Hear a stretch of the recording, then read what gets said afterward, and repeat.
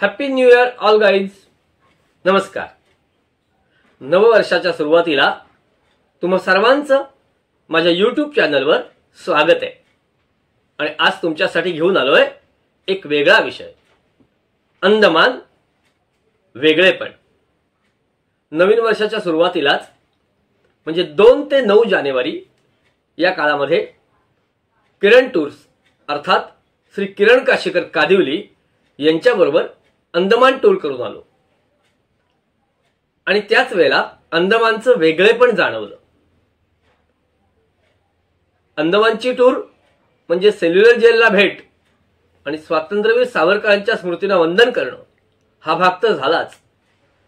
स्वातंत्र्यवीर सावरकरांना ज्या ठिकाणी ठेवण्यात आलं होतं तिथे 2 मिनिटं शांत बसून त्यांना विनम्र असं वंदन केलं आणि त्यानंतर अंदमान पाहायला फिरलो आणि पाहत असताना लक्षात आलं तिथलं वेगळेपण. हे वेगळेपण मित्रांनो 2 प्रकारामध्ये आहे, निसर्गदत्त आणि मानवदत्त.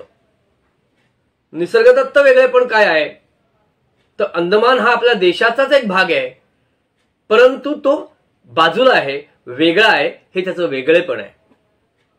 दुसरा, अंदमान म्हणजे ही विविध बेटं आहेत की ज्याच्या सर्व बाजूनी पाणी आहे.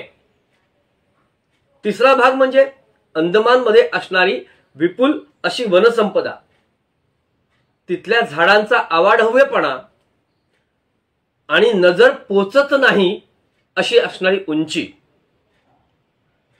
चौथा वेगळेपणा काय आहे की समुद्राचं पाणी सर्वत्र आहे, पण त्याचा स्वच्छपणा आणि त्याचे रंग हे लक्षात घेण्यासारखे आहेत.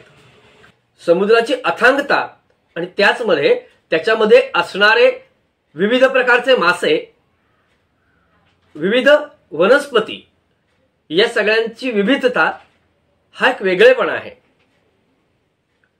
पुढचा वेगळेपणा म्हणजे तिथल्या झाडांना निसर्गाकडूनच पाणी देण्याची व्यवस्था आहे. खरं तर तिथे नारळ आणि सुपारीच्या बागा आहेत, परंतु त्यांना पाणी देण्याची वेगळी व्यवस्था करावी लागत नाही. हा वेगळेपणा आहे. असे विविध वेगळेपण निसर्गाने अंदमानला बहाल केले आहेत. आता मानवदत्त वेगळेपणा काय आढळले त्याच्याकडे जाऊयात.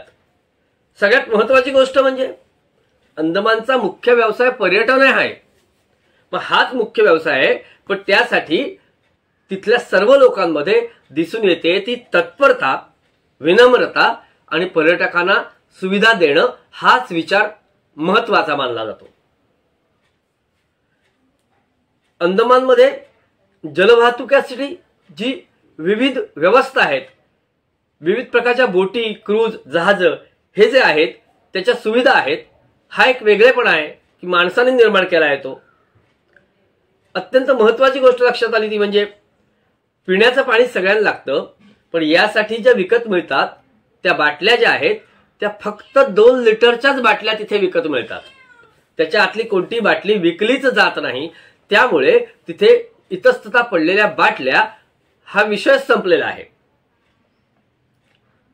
आणखीन एक वेगळेपण लक्षात आलं, प्लॅस्टिक कॅरी बॅग हा विषय तिथे नाही, तर त्याच प्रकारच्या दिसणाऱ्या पण वेगळ्या प्रकारच्या कॅरी बॅग तिथे वापरल्या जातात.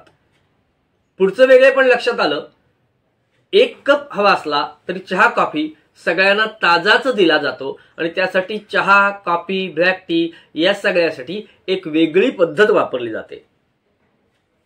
पुढचा वेगळेपणा असा लक्षात आला, हॉटेलवाले, गाड्यावाले, बोटवाले, लहान मोठा सगळाच व्यवसाय करणारा प्रत्येक माणूस हा आपण पर्यटकांना आनंद देण्यासाठीच आहोत हाच विचार करून आपली वागणूक ठेवतो.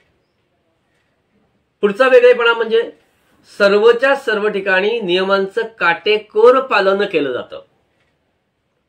पुढचा वेगळेपणा तिथे ज्या जावरा नावाच्या वेगळ्या आदिवासी जमाती आहेत त्यांच्या भागातून प्रवास करत असताना एकही गाडी तिथे एकदाही थांबवली जात नाही आणि या नियमाचं पालन केलंच जातं.